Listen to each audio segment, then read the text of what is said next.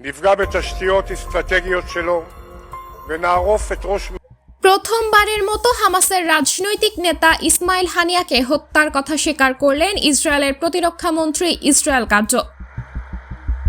জুলাইয়ে ইরানের রাজধানী তেহরানে তাকে হত্যা করা হয়।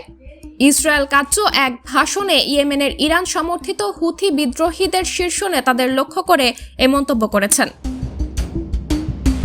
হুথিরা ইসরায়েলকে লক্ষ্য করে ক্ষেপণাস্ত্র ও ড্রোন হামলা চালাচ্ছে।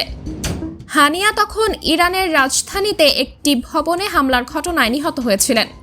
হামলাটি ইসরায়েলি করেছিল বলে সে সময় ব্যাপকভাবে ধারণা করা হতো। অন্যদিকে ইসরায়েলের প্রধানমন্ত্রী বেনিয়ামিন নেতানিয়াহু বলেছেন, গাজায় হামাসের সাথে যুদ্ধবিরতির বিষয়ে কিছুটা অগ্রগতি হয়েছে। তবে যুদ্ধবিরতি চুক্তির বিষয়ে তিনি কোনো সময়সীমা উল্লেখ করেননি। সিনিয়র একজন ফিলিস্তিনি কর্মকর্তা জানিয়েছেন, হামাস ও ইসরায়েলের মধ্যে আলোচনা 90% শেষ হয়েছে, তবে কিছু গুরুত্বপূর্ণ ইস্যু এখনো বাকি আছে। ওদিকে কাটজ তার ভাষণে আরও বলেছেন যে ইসরায়েল হুথিদের বিরুদ্ধে কঠোর আক্রমণ করবে এবং এর নেতৃত্বের শিরচ্ছেদ করা হবে। সাবরিনা জলিল, সবার কথা।